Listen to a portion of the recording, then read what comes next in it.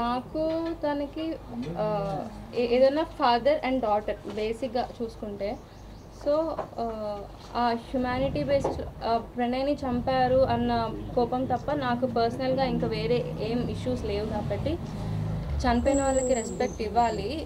చూడడానికి నేను వెళ్ళాను, బట్ వాళ్ళు ఎలో చేయలేదు. నిన్న మీరు మీ తండ్రి చనిపోయారని తెలిసాక పశ్చాత్తాపం చనిపోయారని ఒక మాట మాట్లాడతారు, దాంతో వాళ్ళు బాగా హట్ అయ్యారు. అది వాళ్ళు మీకు చెప్పారా? చెప్పలేదు. ఎవరు చెప్పారు? వాళ్ళు తప్పించుకోవడానికి చాలా చెప్తారు. ఇప్పుడు నేను కూడా అంటే వాళ్ళ పాయింట్ ఆఫ్ వ్యూ ఏంటో మీకు తెలియదు కదా. పశ్చాత్తాపంతో చనిపోయారు అని నేను అనుకుంటున్నాను. నా ఒపీనియన్ నేను చెప్పాను. దానికి వాళ్ళు తప్పుపట్టాల్సిన అవసరం అయితే లేదు నాకు తెలిసి. సరే పశ్చాత్తాప పర్లేదేమో, పశ్చాత్తాప పడకుండా వేరే రీజన్స్ ఉన్నాయేమో, వేరే రీజన్స్ వాళ్ళకి తెలుసేమో. వేరే రీజన్స్ ఏమనుకుంటున్నారు మీరు? వేరే రీజన్స్ ఇన్ ద సెన్స్, నిన్న వాళ్ళ ఇంటర్వ్యూ చూశాను. కేసు స్టార్ట్ అయింది, ట్రయల్ స్టార్ట్ అయింది అని కొన్ని టీవీ ఛానల్స్లో రేపే జడ్జిమెంట్ అన్నట్టు ఇచ్చారు. కేసు ఇంకా స్టార్ట్ అవ్వలేదు. 1.5 years నుంచి ఎలా ఉందో ఇప్పుడు అలానే ఉంది. ఇంకా ఛార్జెస్ కూడా ఫ్రేమ్ చేయలేదు. ఛార్జెస్ ఫ్రేమ్ చేస్తామని వాళ్ళు అడుగుతుంటే ఒక 2-3 weeks నుంచి పోస్ట్పోన్ చేసుకుంటూ వస్తున్నారు డేట్స్ తీసుకొని. రేపు ఛార్జెస్ ఫ్రేమింగ్ ఉంది, అది కూడా అవుతుందా, వాళ్ళు ఇంకో వాయిదా అడుగుతారనేది మాకు ఐడియా లేదు. కాబట్టి కేసు ట్రయల్ షెడ్యూలే రాలేదు ఇంకా. నాకు తెలిసినంత వరకు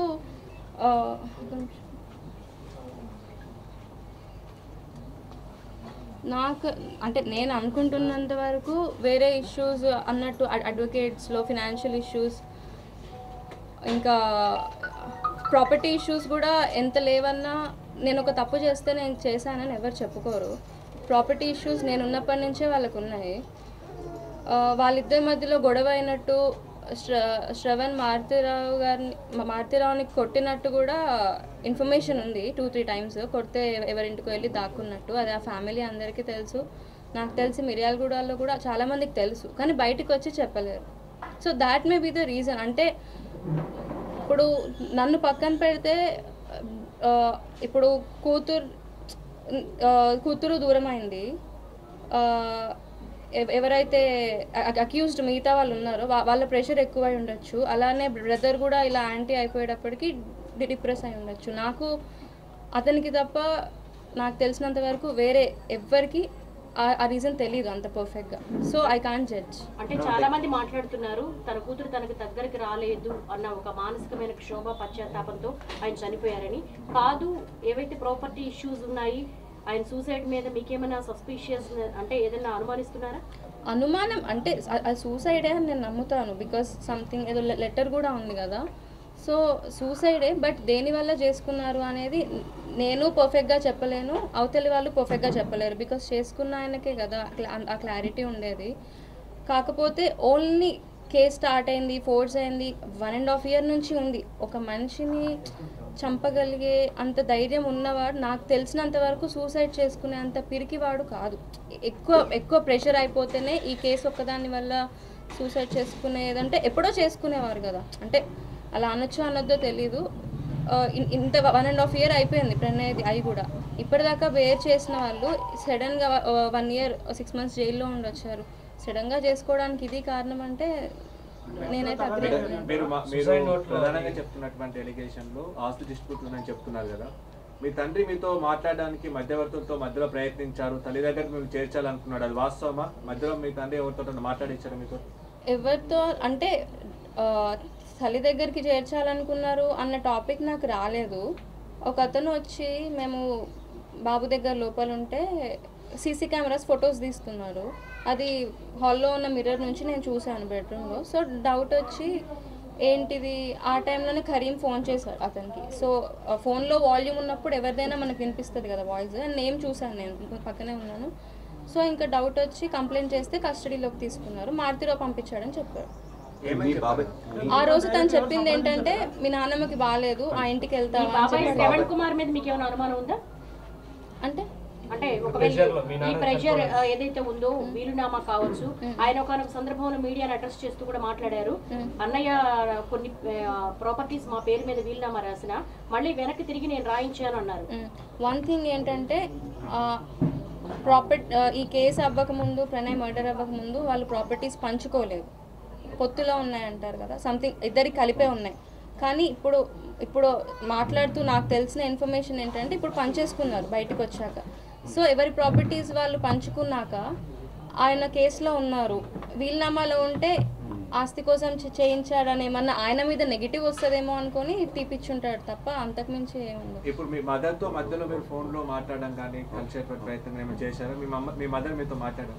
ఒక్కసారి బాబు పుట్టాక వచ్చారు, బట్ బాబుని చూపించమంటే నేను చూపించనన్నాను. ఇప్పుడు మీ మదర్ ఒంటరిగా ఉన్నాడు, భర్తను కోల్పోయింది, కూతురు దూరంగా ఉంది. ఇప్పుడు మీ మదర్కి మీరు అండగా నిలబడతారా, బాధ్యత తీసుకుంటారా? బేసిక్గా నేను మారుతిరావుకి నాకు సంబంధం ఏంటంటే ఫాదర్ అండ్ డాటర్, అందరి ప్రాస్పెక్ట్ అంటే నిజానికి వస్తే. సో ప్రణయ్ని చంపారు అన్న ఇది కాకుండా వేరే గొడవలేం లేవు. చనిపోయిన వారికి ఇప్పుడు ప్రణయ్ గురించి ఎవరన్నా బ్యాడ్గా మాట్లాడినా నేను తట్టుకోలేను. అట్లీస్ట్ చనిపోయిన వాళ్ళకి రెస్పెక్ట్ ఇవ్వాలంటాను. సో నేను ఆమెను కన్సోల్ చేయడానికి వెళ్ళాను తను. బికాజ్ అది ఎలా చనిపోయినా, హస్బెండ్ చనిపోతే ఒక వైఫ్, ఆ హస్బెండ్ ఎలాంటి వాడు ఏంటి అనేది పక్కన పెడితే, హస్బెండ్ చనిపోతే ఒక వైఫ్ ఎలా బాధపడుతుంది, ఎలాంటి సిచ్యువేషన్లో ఉంటుంది అనేది ఆల్రెడీ 1.5 years నుంచి నేను ఎక్స్పీరియన్స్ చేస్తున్నా. బికాజ్ ఆ బాధ నాకు తెలుసు. తను ఒంటరి అయింది అంటే ఆబ్వియస్లీ ఎవరైనా హస్బెండ్ ఆర్ పిల్లలు వేరే వాళ్ళు చూసినా ఒక 1 week or 10 days or 1 year, అంతకుమించి ఎవరు చూడలేదు. తను ఎలోన్గా ఉందని అయితే నేను పక్కా చెప్పగలుగుతాను. మీ నాన్నగారు చివరి కోరిక అమ్మ దగ్గరికి రా అని సూసైడ్ లెటర్ లో పేర్కొన్నాడు. దాని ప్రకారం మీ నాన్నగారు చివరి కోరిక తీర్చే అవకాశం ఉందా మీరు? బేసిక్గా ప్రణయ్ లేకపోయినా I have a family here. అత్తయ్య, మామయ్య, ఒక బ్రదర్, కొడుకు అందరు ఉన్నారు. నేను తన దగ్గరికి వెళ్ళి ఉండలేను, బట్ ఆమె నా దగ్గరికి వచ్చి ఉంటా అంటే నాకు no problem. I will take responsibility. దాన్ని బాగా మీ తండ్రి 25 సార్లు మీతో కాంప్రమైజ్ చేసేందుకు ప్రయత్నాలు చేస్తే మీరే మీ తండ్రిపై కేసు పెట్టించారు. ఎంతవరకు? 25 సార్లు కాదు, నేను చెప్పాను కదా ఇందాక ఎవరు వచ్చి సీసీటీవీ ఫోటో తీస్తున్నారని. అప్పుడే మేము డౌట్ వచ్చి కేసు పెట్టాము. అక్కడ మీ బాబాయ్ మిగతా వాళ్ళు మాట్లాడింది ఏంటంటే తండ్రి చనిపోయాడన్న వార్త తెలిస్తే మీరు ఆనందించారన్నారు. నిజంగా అది వాస్తవమా? అంటే తండ్రి మరణ వార్త ఆనందించారా? ఇప్పుడు first of all I don't want to talk all this, but మీ అందరూ వెళ్ళి ఇంటర్వ్యూస్ తీశారు. I'm not questioning you. జనాలు ఎవరైతే చూస్తున్నారో, శ్రవణ్ ఎవరైతే ఈ మాట అన్నారో మీరు అందరూ ఒకసారి రీక్యాప్ చేసి చూస్తే తన మొహంలో ఎక్కడ బాధ కనిపించింది? అసలు ఆ మాట ఆయన మొహం చూస్తే ఎవరికైనా అర్థం అవుతుంది. ఆ మాట తనకి వినండి, నేను చెప్పే నన్ను అడిగాను కదా, ఎక్కడ బాధ కనిపించింది?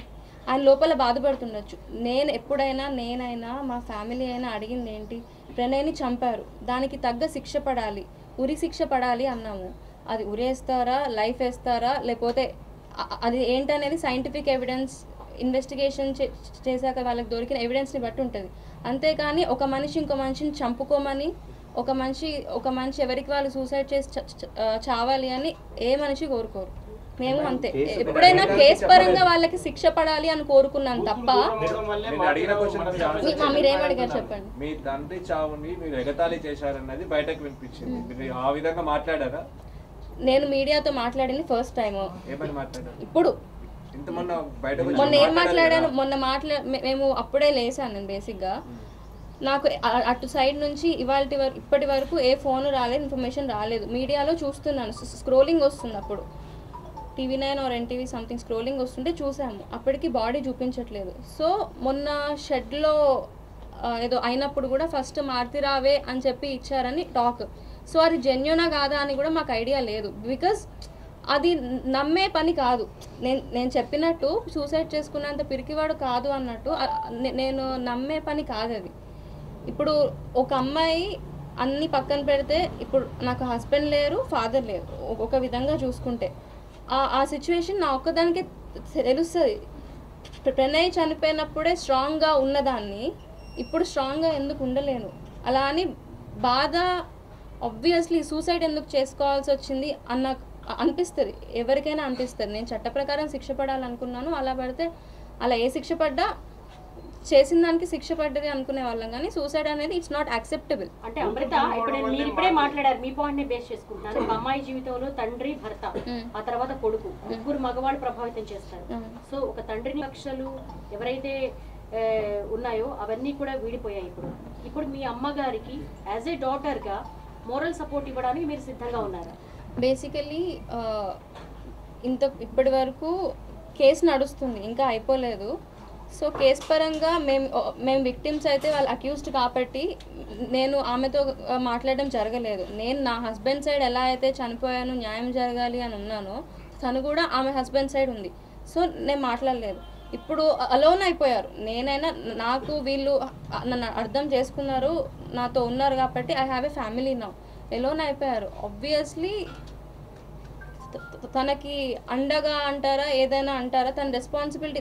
నేనైతే వెళ్ళలేను, తను వస్తే మాత్రం I happily take that responsibility. మీ బాబాయ్ ఏం చెప్తున్నారంటే కేసుకు తల్లి బిడ్డలకు సంబంధం లేదు, మారుతిరావు చివరి కోరిక మేరకు ఒకవేళ అమృత తల్లి దగ్గరకు వస్తారంటే మేము ఎవరం కూడా కుటుంబంలో అభ్యంతరాలు పెట్టమంటున్నాం. మీరు వెళ్ళే పరిస్థితి ఏమన్నా? ఇప్పుడు తల్లి దగ్గరికి పక్కన పెట్టండి, ఇప్పుడు వెళ్ళాను, ఆపింది వాళ్ళే, వాళ్ళ బంధువులు ఆపారని చెప్తున్నారు. నేను గట్టిగా విన్నాను వాయిస్. మమ్మల్ని నెట్టేసింది కూడా శ్రవణ్ వాళ్ళ కూతురే. ఆయన వాయిస్ విన్నాను, ముట్టుకొని ఇవ్వద్దు అని. అక్కడ అందరు మారుతిరావు గారిని వెళ్ళారు, మీ ఫాదర్ వెళ్ళారా? ఫాదర్ అనే వెళ్ళాను. ఆయన రాసిన లెటర్ మీకు తెలుసు, టీవీలో కనిపించింది. ఆయన ఏదో రాశారని ఎగతాళిగా మాట్లాడారు. ఇప్పుడు ఆయన రాసిన లెటర్ తెలుసు. ఎగతాళిగా నేనేం మాట్లాడలేదు. ఆయన రాసిన లెటర్ తన కూతురు చివరి కోరిక మేరకు ఏమన్నా?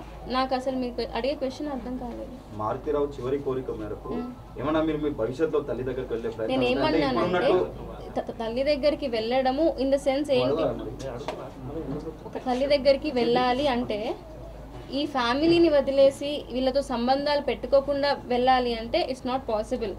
వీళ్ళతో ఉన్నా నువ్వు అమ్మతో కలిసి ఉండాలి అంటే నేను వెళ్ళలేను. ఇఫ్ తను వస్తే ఐ యాక్సెప్ట్ హార్ట్ఫుల్లీ అంటున్నాను. ఇంటర్నల్ ఒకటి చిన్న విషయం మేడం, కరీమి బ్యాచ్ అంతా కూడా ల్యాండ్ డిస్ప్యూట్ గతంలో గొడవలు ఏమైనా జరిగాయి, ఆస్తి కోసం మళ్ళీ వేధించారు, గొడవలు జరిగాయి ఒకటి బయటకు వస్తుంది. మీకు బాగా తెలిసి ఉంటుంది. కరీం అండ్ మిగతా నలుగురు ఎవరైతే ఉన్నారు వాళ్ళ డిస్ప్యూట్ లో అలా ఉమ్మడిగా ఆస్తులు ఏమైనా ఉన్నాయా? బినామీ ఆస్తులు ఉన్నాయి. అంటే చిన్నప్పటి నుంచి నేను అక్కడ నేను విన్న దాన్ని బట్టి బినామీ ఆస్తులు కరీం ఇంకా చాలా మంది మీద ఉన్నాయి. ఇప్పుడు మాకేం సంబంధం లేదు, మమ్మల్ని అనవసరంగా ఇరికిచ్చారు అని ఎవరైనా మాట్లాడతారు. కోర్టులో కూడా అదే చెప్తారు. Evidence, scientific evidence are department వాళ్ళు చేసిన ఇన్వెస్టిగేషన్ ఏదైతే ఉందో, ఇప్పుడు సాక్ష్యం ఉంది నిర్భయ కేసులో, ఊరి వరకు వచ్చినా ఎంత పోస్ట్పోన్ చేసుకుంటూ వెళ్తున్నారు. అలా ఉన్న మన చట్టంలో ఏ తప్పు చేయకుండా శిక్ష అయితే ఎవరు వేయరు. మనం చూస్తాం కదా, వాళ్ళు తప్పు చేస్తేనే శిక్ష పడుతుంది, లేకపోతే లేదు. ఆస్తులు మాత్రం బినామీ ఆస్తులు ఉన్నాయి. అండ్ పంచుకోవడం కూడా ఈ మధ్యనే పంచుకున్నారని విన్నాను. ఫస్ట్ నుంచి కూడా ఆస్తి గొడవలో డిస్ప్యూట్స్ ఉన్నాయి. శ్రవణ్ ఎప్పుడైనా ఈయన వెళ్తే అందరూ నీది అంటున్నారు, ఇద్దరిది అని ఎవరు అనట్లేదు, నీ పేరే చెప్తున్నారు, ఏది చెప్పినా అని ఇంట్లో గొడవలేదు. అంటే అమృత చిన్నప్పటి నుంచి 18 years గా మీ ఫాదర్ నేను బాగా తెలుసు. ఆయన వ్యక్తిగతంగా ఎలా ఉంటారు అన్నది. ఆయన అంత పిరికివాడ సూసైడ్ చేసుకునేంత కాదు. అందుకే ఐ వాజ్ ఇన్ షాక్. మీరు యాక్సెప్ట్ చేస్తారా కూతురు కోసం చనిపోయేంత ప్రేమ ఉందని? సంబంధించి వివాదం తలెత్తే అవకాశం ఉంది. ప్రణయ్ హత్య కేసు కంటే కూడా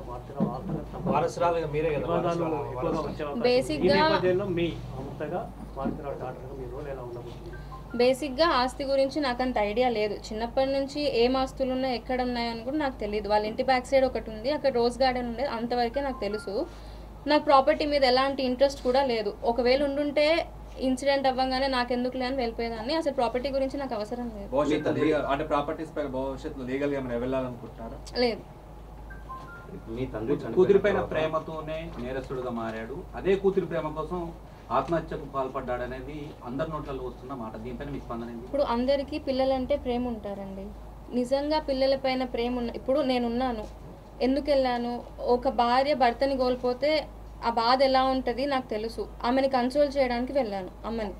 సో నీ కూతురు మీద నీకు ప్రేమ ఉన్నప్పుడు పక్క వాళ్ళకి వాళ్ళ పిల్లల మీద అంతే ప్రేమ ఉంటుంది అన్నది కూడా ఆలోచించాలి. అది నిజమైన ప్రేమ, అంతే కదా. ఇప్పుడు మామయ్యకి అత్తయ్యకి వాళ్ళ అబ్బాయి మీద అంతే ప్రేమ ఉంటుంది, ప్రణయ్కి కూడా మాకు పుట్టిన బాబు మీద అంతే ప్రేమ ఉండేది. సో స్వార్థం అంటారు, ప్రేమలో కూడా స్వార్థం ఉండదు కదా. ఇప్పుడు అనొచ్చు ప్రేమలో స్వార్థం ఉండొచ్చు కదా అంటే నువ్వెందుకు వెళ్ళిపోయి పెళ్లి చేసుకున్నావు? లైఫ్ లాంగ్ కలిసి ఉండేవారు, నచ్చిన వాళ్ళతో ఉండాలని నా ఉద్దేశం. మీ తండ్రి చనిపోయిన తర్వాత మీరు మాట్లాడిన తీరుపై సోషల్ మీడియాలో చాలా రకాలుగా నెగటివ్ కామెంట్స్ వస్తున్నాయి. దానిపై మీ ఇప్పుడు నేను పాజిటివ్గా మాట్లాడినా వాళ్ళు నెగిటివే తీస్తారు, నెగిటివ్గా మాట్లాడినా వాళ్ళు నెగిటివే తీస్తారు. ఇప్పుడు దాంట్లో తప్పేముంది?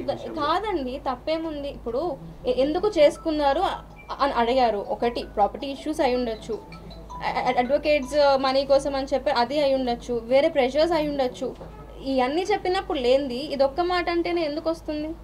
మీ పేరు మీద ఏమైనా ఆస్తులు ఉన్నాయండి మీ నాన్న? నాకు తెలిసినంత వరకు ఏమీ లేవు. ఏమైనా థ్రెటన్ ఉందని అనుకుంటారా? ఇప్పుడు మీ నాన్న లేడు కదా, ఏమైనా థ్రెటన్ ఉంది అనుకుంటారా? మీ బాబాయ్ శ్రవణ్ కుమార్ వల్ల ఏమైనా మీకు థ్రెట్ ఉందని అనుకుంటున్నారా?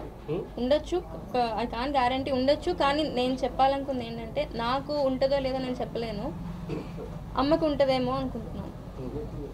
బికాస్ తనకి ఎవరు బేసిక్గా హస్బెండ్ అండ్ పిల్లలు నేను తప్ప ఎవరు లేరు, నాకు సిబ్లింగ్స్ లేరు కదా, కాబట్టి అనుకుంటున్నాను ఉండొచ్చు. నేను ఉంటాను అంటున్నాను, ఐ టేక్ అ రెస్పాన్సిబిలిటీ. తనని కలుస్తాను కాదనట్లేదు, కానీ వీళ్ళతో విడిపోతేనే వాళ్ళని కలవాలి అంటే మాత్రం కుదరదు. అంటే మీరు ఒక మాట అంటున్నారు, వచ్చి మాతో ఉంటే నేను యాక్సెప్ట్ చేస్తాను, కానీ అత్తగారు దగ్గర నువ్వు ఉన్నప్పుడు బియ్యం వాళ్ళ ఇంట్లో ఉండడం అనేది మన ఇండియన్ కల్చర్ లో కావచ్చు. నేను వీళ్ళ దగ్గర ఉండను, నేనే వేరే దగ్గర ఉండి వీళ్ళని నా దగ్గర ఉంచుకుంటాను, తన్ని నా దగ్గర ఉంచుకుంటాను. ఓకే. జనరల్గా మీ నాన్న నేచర్ ఏంటండి? మారుతిరావు ప్రణయ హత్యకు సంబంధించి మారుతిరావు ప్లాన్ చేశారా, శ్రవణ్ ప్లాన్ చేశారా? అసలు బేసిక్గా అంటే ఎవరు ప్లాన్ చేశారు అనేది ఐ డోంట్ నో, బికాస్ నేను అక్కడ లేను కాబట్టి. చిన్నప్పటి నుంచి కూడా శ్రవణ్ నాతో ఏం చెప్పేవాడు, నువ్వు వేరే అబ్బాయిని పెళ్లి చేసుకుంటే మీ నాన్న ఆస్తి అంతా నా పేరు మీద రాస్తా అంటున్నాడు అని ఒకటి చెప్పేవాడు, ఇలా బైక్ మీద నార్మల్గా తీసుకెళ్తున్నప్పుడు. అండ్ చాలాసార్లు విన్నాను, నీ కూతురు ఎవరినైనా పెళ్లి చేసుకొని వెళ్ళిపోతే నీకు నాకు సంబంధం ఉండదు, నా ఇజ్జత్ పోతుంది, పరువు పోతుంది, నీకు నాకు సంబంధాలు ఉండవు అని రెచ్చగొట్టడం అయితే నాకు తెలుసు. అంటే ఇప్పుడు నేను పక్కన మనకి ఎంతున్నా పక్క నుండి మాట్లాడే వాళ్ళ వల్ల కొంచెం ఎక్కువ అవుతుంది. కాబట్టి చిన్నప్పటి నుంచి ఆయన నీ కూతురు ఇలా చేస్తే నేను ఇచ్చేస్తాను, నేను వచ్చేస్తాను, నీకు ఈ ఫ్యామిలీకి సంబంధాలు ఉండవు, ఏంటి నా పరువు పోతుంది, నా పిల్లల భవిష్యత్తు నాశనం అవుతుంది అని చెప్పి ఉన్నాడు. కాబట్టి ఆబ్వియస్లీ మారుతిరావు చేశారు తప్పు, కానీ శ్రవణ్ బాగా రెచ్చగొట్టే ఉంటాడు అని. అంటే గతంలో కూడా ఏదైతే ఉన్నాయో ప్రాపర్టీ డిస్ప్యూట్స్ పక్కన పెడితే కనుక మీరు ఎప్పుడైనా అబ్జర్వ్ చేశారా, మారుతిరావు మీద శ్రవణ్ కుమార్ డామినేషన్ ఉంటుంది? ఎప్పుడన్నా కాదండి, చిన్నప్పటి నుంచి మారుతిరావు కానీ మారుతిరావు వైఫ్ కానీ నేను కానీ ఆ ఫ్యామిలీ అంతా శ్రవణ్ మాట కిందే ఉంటారు. ఎవరినైనా ఏమైనా అనగలిగే మారుతిరావు మిర్యాల కూడా ఎక్కడన్నా కనుక్కోండి, శ్రవణ్ మాటకి భయపడతాడు. ఎవ్రీవన్ ఇన్ మిర్యాల కూడా నోస్ దాట్. మారుతిరావు హత్యకు మీ బాబాయ్ శ్రవణ్ కుమార్ కారణమై ఉండొచ్చా? బాధ కలిగిస్తుందా, సంతోషం కలిగిస్తుందా అంటే చట్ట ప్రకారం శిక్ష పడితే అది ఏ శిక్ష పడ్డా నేను సంతోషంగా ఉండేదాన్ని. సూసైడ్ చేసుకొని చనిపోవడం బాధగానే ఉంటుంది.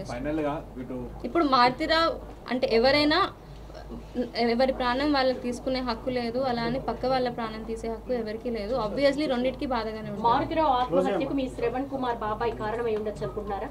ఆయన పెట్టిన ప్రెషర్ కారణమై ఉండొచ్చు. సూసైడ్ నోట్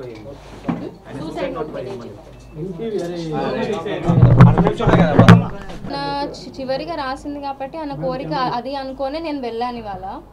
అది నోట్ నేను కూడా చూసాను, ఆయన రైటింగే మీడియా వాళ్ళు చూపించారు. చివరి కోరిక అది, చనిపోయిన వాళ్ళకి రెస్పెక్ట్ ఇవ్వాలి.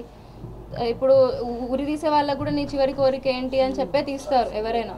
సో వెళ్ళాలి అని ఉంది కాబట్టి నేను వెళ్ళాను. అక్కడ వాళ్ళు ఎలా చేయలేదు కాబట్టి నేను నాకు ఐడియా లేదు. ఇప్పటి వరకు వాళ్ళ సైడ్ నుంచి నన్ను ఎవరు కాంటాక్ట్ చేయలేదు, నేను వెళ్తే ఆపేశారు. ఇప్పుడు నా ఇష్టం లేకుండా వాళ్ళేం చేయలేరు, వాళ్ళ ఇష్టం లేకుండా నేనేం చేయలేరు. తను ఒకవేళ అమ్మ నాతో ఉండాలనుకుంటే నాకు కానీ ఏ ప్రాబ్లం లేదు. మీరు అన్నట్టు నేను వీళ్ళతో ఉంటాను, తనతో ఉంటాను.